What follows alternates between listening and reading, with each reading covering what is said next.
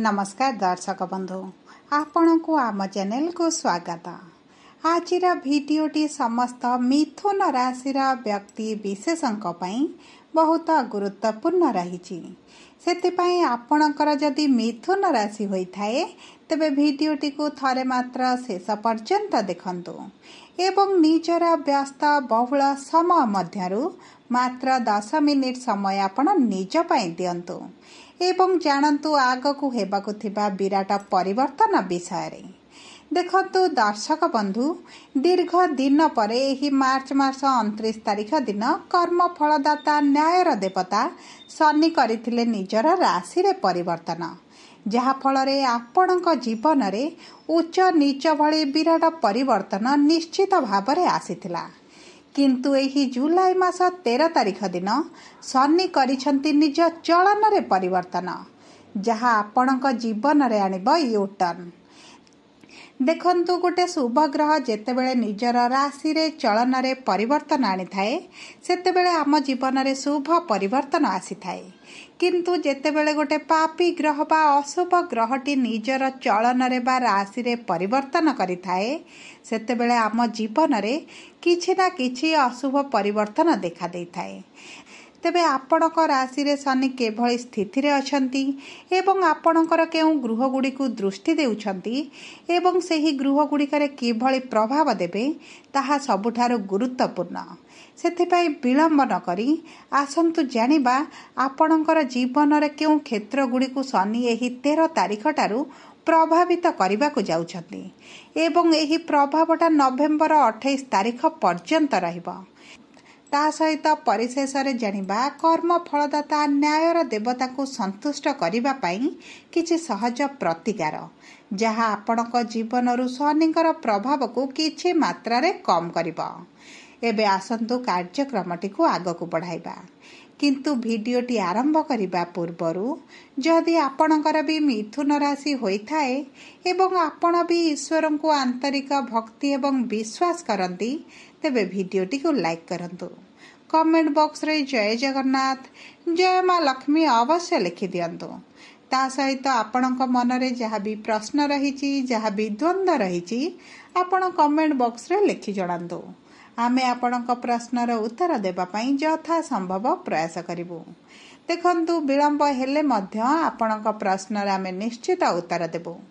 ता सहित दर्शक बंधु आम सह जोगाजोग करिबा पई वीडियोर मध्य भागरे एक व्हाट्सएप नंबर टिए दिया जाइछि, जो नंबर साहाय्य आपण आम सह जोगाजोग करी निजर नूतन कुंडली प्रस्तुत करि परिबे, कुंडली विश्लेषण कराई परिबे किंबा आपणकर जदि विवाह चाकरी व्यवसाय प्रेम संपर्क को नहीं किछि समस्या रहिछि ताहार सहजरे समाधान मध्य करि परिबे। तेबे आम सह शेष पर्यंत जोड़ी होई रुहंतु एवं व्हाट्सएप नंबर माध्यम रे आम सह जोगाजोग करंतु।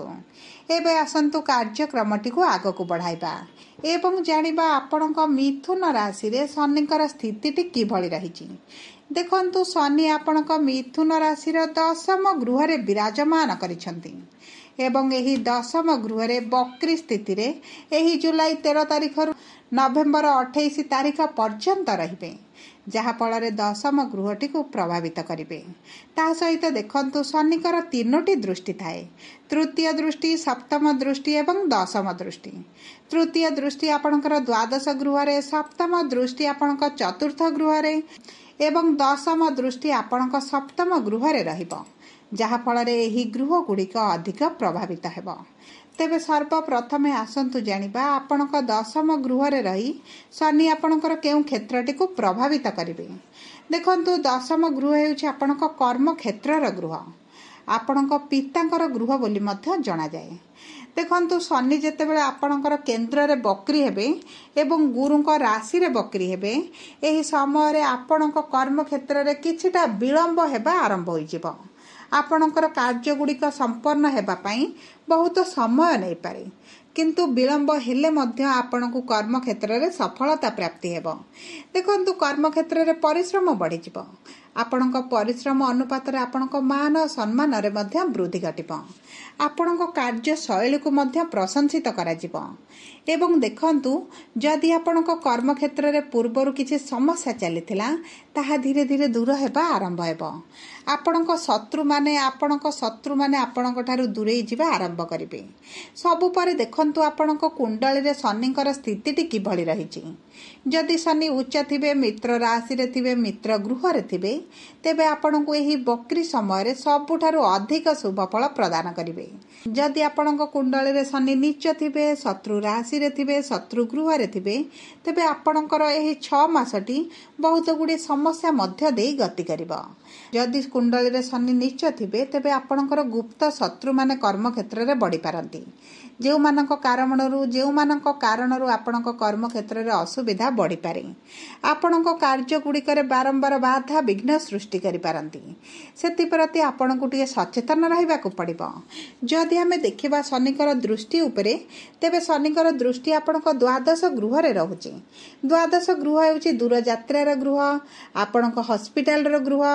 ଏବଂ ଦେଖନ୍ତୁ, ଯଦି ଆପଣ ପୂର୍ବରୁ ପ୍ଲାନିଂ କରିଛନ୍ତି ଦୂରଯାତ୍ରା କରିବା ପାଇଁ କିମ୍ବା ତୀର୍ଥଯାତ୍ରା କରିବା ପାଇଁ, ତେବେ ଆପଣଙ୍କର ତୀର୍ଥଯାତ୍ରାର ବହୁତ ଅଧିକ ଯୋଗ ବନୁଛି।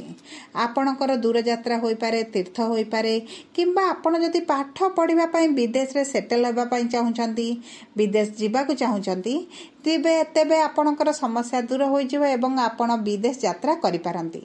ତା ସହିତ ଦେଖନ୍ତୁ, ସୂର୍ଯ୍ୟ ଗୁରୁ ଯେହେତୁ ଆପଣଙ୍କ ପ୍ରଥମ ଗୃହରେ ଅଛନ୍ତି, ଆପଣ ଯଦି ସରକାରୀ ଚାକିରି ପାଇଁ ଚେଷ୍ଟା କରନ୍ତି, ତେବେ ଆପଣଙ୍କର ସରକାରୀ ଚାକିରି ହୋଇଯିବ। ଏହି 6 ମାସ ମଧ୍ୟରେ ଆପଣଙ୍କ ଭାଗ୍ୟ ଆପଣଙ୍କୁ ସାଥ ଦେବ। ତା ସହିତ ଶୁକ୍ର ଯେହେତୁ ଆପଣଙ୍କ ଦ୍ୱାଦଶ ଗୃହରେ ଅଛନ୍ତି, ଉଚ୍ଚରେ ଅଛନ୍ତି, ଶନିଙ୍କର ଦୃଷ୍ଟି ମିତ୍ର ଉପରେ ରହୁଛି, ତେଣୁକରି ଆପଣଙ୍କର ଧର୍ମ ସମ୍ବନ୍ଧିତ କାର୍ଯ୍ୟକଳାପ ପ୍ରତି ଅଧିକ ରୁଚି ବଢ଼ିବ। ଆପଣ ଧର୍ମ କର୍ମ କାର୍ଯ୍ୟ ଅଧିକ କରିବେ। ଆପଣ ଦାନ ପୁଣ୍ୟ କରିବା ପାଇଁ ମଧ୍ୟ ଇଚ୍ଛୁକ ରହିବେ। ଏବଂ ଦେଖନ୍ତୁ, ଆପଣଙ୍କର ଖର୍ଚ୍ଚଟି ବଢ଼ିବ। ଶୁକ୍ର ଯେହେତୁ ଭୋଗ ବିଳାସର ଗ୍ରହ, ଆପଣ ନିଜ ପାଇଁ ହେଉ, ପରିବାର ବର୍ଗଙ୍କ ପାଇଁ ହେଉ, ଆପଣ ଯେକୌଣସି ଉପାୟରେ ଆପଣଙ୍କର ଅର୍ଥକୁ ଖର୍ଚ୍ଚ କରିବେ। ସେଥିପାଇଁ ଚେଷ୍ଟା କରନ୍ତୁ ଅର୍ଥର ସଦୁପଯୋଗ କରିବା ପାଇଁ, ଗୋଟେ ସଠିକ୍ ମାର୍ଗରେ ନିଜର ଅର୍ଥକୁ ବିନିଯୋଗ କରିବା ପାଇଁ। ନଚେତ୍ ଦେଖନ୍ତୁ, ଆପଣଙ୍କର ଖର୍ଚ୍ଚ ତ ନିଶ୍ଚିତ ବଢ଼ିବ। ଆପଣଙ୍କର ଯେକୌଣସି ବାଟରେ ଅର୍ଥ ଆପଣଙ୍କ ହାତରୁ ଚାଲିବ। ସେଥିପାଇଁ ଆଗରୁ ଯଦି ଆପଣ ସାବଧାନ ହୋଇଯାଇଥିବେ, ଆପଣଙ୍କର ଅର୍ଥକୁ ସଠିକ୍ ଭାବରେ ବିନିଯୋଗ କରିଥିବେ, ତେବେ କୌଣସି ସମସ୍ୟା ହେବ ନାହିଁ। ଯଦି ତା ସହିତ ଦେଖନ୍ତୁ, ଆପଣଙ୍କ ପରିବାର ବର୍ଗ ହୁଅନ୍ତୁ, ବନ୍ଧୁବାନ୍ଧବ ହୁଅନ୍ତୁ, କିମ୍ବା ଯେକୌଣସି ବ୍ୟକ୍ତି ହସ୍ପିଟାଲରେ ଆଡମିଟ୍ ହୋଇପାରନ୍ତି, ତାଙ୍କ ପାଇଁ ଆପଣଙ୍କୁ ବାରମ୍ବାର ହସ୍ପିଟାଲର ଚକ୍କର କାଟିବାକୁ ପଡ଼ିପାରେ। ତା ସହିତ ଯଦି ଆମେ ଦେଖିବା ଶନିଙ୍କର ସପ୍ତମ ଦୃଷ୍ଟି ଆପଣଙ୍କର ଚତୁର୍ଥ ଗୃହରେ ରହୁଛି। ଚତୁର୍ଥ ଗୃହ ହେଉଛି ଆପଣଙ୍କ ଭୋଗ ବିଳାସ ଐଶ୍ୱର୍ଯ୍ୟର ଗୃହ, ଆପଣଙ୍କ ମାଙ୍କର ମଧ୍ୟ ଗୃହ। ଏହି ସମୟ ମଧ୍ୟରେ ଆପଣ ନିଜର କର୍ମ କରିବା ପାଇଁ ଆଗ୍ରହ ପ୍ରକାଶ କରିବେ। ଘରୁ ନିଜର କମ୍ଫର୍ଟ ଜୋନ୍ ଛାଡ଼ିକି ଆପଣ ଭୋଗ ବିଳାସ ତ୍ୟାଗ କରି କର୍ମ କରିବା ପାଇଁ ଅଗ୍ରସର ହେବେ। ଯଦି ଆପଣ ଚାକିରିର ଅନ୍ୱେଷଣରେ ଥିବେ, ନିଶ୍ଚିତ ଭାବରେ ଆପଣଙ୍କୁ ଚାକିରି ପ୍ରାପ୍ତି ହେବ। ଏବଂ ଦେଖନ୍ତୁ, ଆପଣଙ୍କର ଘର ପରିବର୍ତ୍ତନ ହୋଇପାରେ। ଆପଣ ରୁମ୍ ଚେଞ୍ଜ କରିପାରନ୍ତି, ଘର ପରିବର୍ତ୍ତନ କରିପାରନ୍ତି, ଘର ଇନୋଭେସନ୍ କରିପାରନ୍ତି, କିମ୍ବା ଆପଣଙ୍କର ଘରେ କିଛି ଇଲେକ୍ଟ୍ରିକ୍ ଜିନିଷ ଖରାପ ହୋଇପାରେ, ଯେଉଁ କାରଣରୁ ଆପଣ ନୂତନ ଜିନିଷ କିଛି କ୍ରୟ କରିପାରନ୍ତି। ତା ସହିତ ଆପଣ କିଛି ଲୁହା ଜାତୀୟ ଜିନିଷ, ମେସିନ୍ ଜାତୀୟ ଜିନିଷ କିଛି କ୍ରୟ କରିବାର ମଧ୍ୟ ସମ୍ଭାବନା ଅଛି। ଯଦି ଆପଣ ପୂର୍ବରୁ ଗାଡ଼ି କିଣିବା ପାଇଁ, ଘର କିଣିବା ପାଇଁ ଚାହୁଁଥିଲେ, ଏହି ସମୟ ମଧ୍ୟରେ ମଧ୍ୟ ଆପଣ କ୍ରୟ କରିପାରନ୍ତି। ଦେଖନ୍ତୁ, ଚତୁର୍ଥ ଗୃହଟି ହେଉଛି ଆପଣଙ୍କ ମାଙ୍କର ମଧ୍ୟ ଗୃହ। ଆପଣଙ୍କ ମାଙ୍କ ସ୍ୱାସ୍ଥ୍ୟକୁ କିନ୍ତୁ ଆପଣଙ୍କୁ ଜଗିବାକୁ ପଡ଼ିବ। ଆଣ୍ଠୁ ଗଣ୍ଠି ଅଣ୍ଟାରେ ପେନ୍ ହେଲା ଭଳି ସମସ୍ୟା ତାଙ୍କର ବଢ଼ିପାରେ। ସେଥିପ୍ରତି ଆପଣଙ୍କୁ ଟିକେ ଦୃଷ୍ଟି ଦେବାକୁ ପଡ଼ିବ। ଯଦି ଆମେ ଦେଖିବା ଶନିଙ୍କର 10ମ ଦୃଷ୍ଟିକୁ, ତେବେ ଆପଣଙ୍କ ବିବାହର ଗୃହ ଉପରେ ରହୁଛି। ଦେଖନ୍ତୁ, ଯେଉଁ ମିଥୁନ ରାଶିର ବ୍ୟକ୍ତିମାନେ ବିବାହର ଯୋଜନାରେ ଥିଲେ ଏବଂ ବିବାହରେ ବିଳମ୍ବ ହେଉଥିଲା, ବିବାହ ହୋଇପାରୁନଥିଲା, ସେମାନଙ୍କର ବିବାହ ହୋଇଯିବ।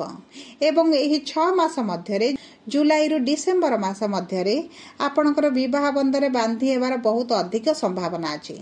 ଯଦି ଆପଣ ପୂର୍ବରୁ ବିବାହିତ ଅଛନ୍ତି, ତେବେ ବୈବାହିକ ସମ୍ପର୍କରେ ଟିକେ ଦୂରତା ବଢ଼ିପାରେ। ଆପଣଙ୍କ ସାଥୀଙ୍କ ଠାରୁ ଆପଣଙ୍କୁ ଆଶା ଅନୁରୂପକ प्रेम सम्मान न मिलला भली आपण अनुभव करिपारंती। ता सहित देखंतु जदि आपणको साथी किछि पार्टनरशिप बिजनेस करूचंती किंबा आपण करूचंती तेबे आपणको सेथिरे किछिटा लॉस होइबाकू पड़ी पारे। कागज पत्र काम रे किछिटा ठकेई हेबार मध्ये संभावना अछि। सेति प्रति आपणको टिके दृष्टि देबाकू पड़िबो। ता सहित देखंतु जेहेतु शनि दशम गृह रे वक्री हेउचंती आपणको नवम गृह को मध्ये प्रभावित करिवे। माने आपणको भाग्यर गृह मध्ये प्रभावित हेबो। सेति पई आपण भाग्य भरोसा रे कोनोसी कार्य करंतु नाही। विशेष भाव रे एई 6 मास मध्ये रे आपण भाग्य भरोसा रे रहिले आपणकर जीवन रे किछि उन्नति परिलक्षित हेबो नाही। आपणकर लॉस हेला बेले आपण अनुभव करिवे। सेति पई आपण निज कर्म उपरे जदि विश्वास करिवे कर्म करिबा आरंभ करिवे तेबे आपणको जीवन रे उन्नति परिलक्षित हेबो। सबु परे देखंतु आपणकर अशुभत्व को दूर करिबा पई आपण प्रतिदिन बुद्धंकर बीज मंत्र जप करंतु। ता सहित शनिकर बीज मंत्र मध्ये जप करंतु। देखंतु आपण प्रभु गणेशଙ୍କ पाखरे लड्डू किंबा दुब घास अर्पण करंतु। प्रति गुरुवार दिन आपण प्रभु गणेशଙ୍କ पाखरे दुब अर्पण करंतु। सोमवार दिन आपणको महादेव मंदिर को जाई दक्षिण पार्श्व रे थिबा गणेश भगवानଙ୍କ पाखरे आपण लड्डू भोग अर्पण करंतु। करंतु आपण अधिक रु अधिक हळदिया वस्त्र परिधान करिबा पई किंबा धळा रंग व्यवहार करिबा पई एहा आपणको अधिक शुभ फल प्रदान करिबो। जदि आपणकर मिथुन राशि होइथाय वीडियोटी किभଳି लागला कमेंट बॉक्स रे लिखि जणांतु। जदि आपणक प्रिय जनकर मिथुन राशि होइथाय तेबे वीडियोटी तांको सह शेयर करंतु। जदि प्रथम थर आम चैनल को आसीचंती चैनलटी को सब्सक्राइब करंतु। पाखरे थिबा बेल आइकन को प्रेस करंतु। धन्यवाद।